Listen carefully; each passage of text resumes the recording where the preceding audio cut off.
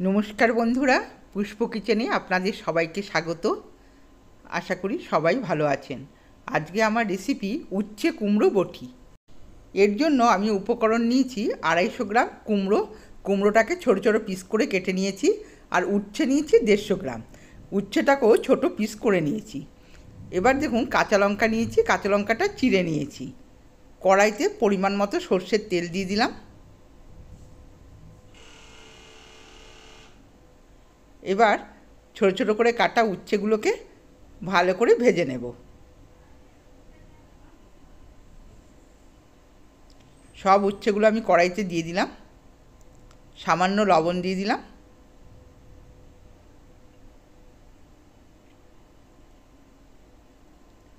আর দিয়ে দিলাম সামান্য হলুদ। এবারে খুব সুন্দর করে উচ্ছেগুলোকে ভাজতে হবে। এই রেসিপিটা এতই খেতে সুস্বাদু হয়, যারা তেতো খেতে পছন্দ করেন না তারাও এই রেসিপিটা ভালোবেসে খেতে পারবেন। উচ্ছেগুলো আমার ভাজা হয়ে গেছে। এবার আমি একটা ছাঁকনি দিয়ে তুলে নিচ্ছি। তেলটা ভালো করে ঝরিয়ে নেব।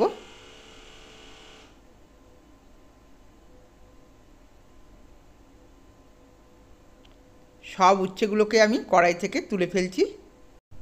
ওই তেলেতেই আমি ফোড়নে দেব 4টি সর্ষে আর 3টে শুকনো লঙ্কা। 4টি কাঁচা লঙ্কাও দিয়ে দিলাম। দিয়ে ফোড়নটাকে ভালো করে নেড়ে চেড়ে নেব। এবার দিয়ে দেবো কুমড়োগুলো। ছোটো ছোটো করে কাটা কুমড়োগুলো দিয়ে দিলাম।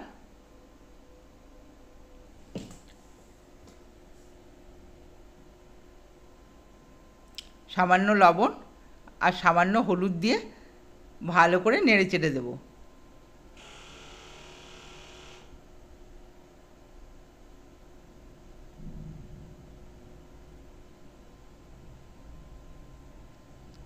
এবার ঢাকা দিয়ে আমি কুমড়োটাকে ভেজে নেব। দেখুন, ঢাকা খুলে কুমড়োটা অনেকটাই ভাজা হয়ে গেছে। আবার আমি আরেকবার চাপা দিয়ে দিলাম। এই ভাজতে ভাজতেই কুমড়োটা নরম হয়ে যাবে।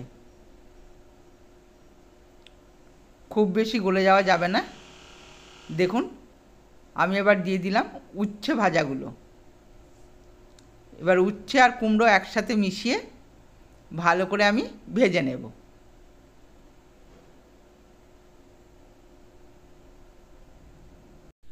একটু ঘন ঘন নাড়তে হবে যেন তলায় ধরে না যায়। আর খেয়াল রাখতে হবে কুমড়োটা যেন একেবারে গলে না যায়। সেইভাবে সুন্দর করে এটা ভেজে নিতে হবে। এটা মাঝে মাঝে ঢাকা দিয়ে ভাজলেই খুব ভালো হয়।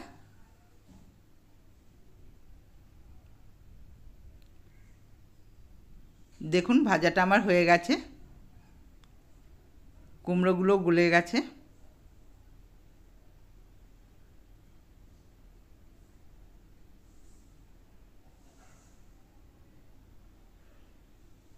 এবার ভালো করে আমি নেড়ে চেড়ে ভেজে নেব। ভাজার সময় একটা সুন্দর সেন্ট বেরোবে। দেখুন, ভাজাটা হয়ে গেছে। এবার একটা প্লেটে তুলে নিচ্ছি। আমার ভিডিওগুলো যদি ভালো লেগে থাকে সাবস্ক্রাইব করবেন, লাইক করবেন আর কমেন্টসে জানাবেন আপনাদের কেমন লাগছে। আর কে কোথা থেকে দেখছেন একটু কমেন্টে লিখে জানাবেন। আজকের মতো ভিডিওটা আমি এখানেই শেষ করছি। আপনারা বাড়িতে অবশ্যই এইভাবে ট্রাই করবেন। সবাই সুস্থ থাকবেন, ভালো থাকবেন। ধন্যবাদ।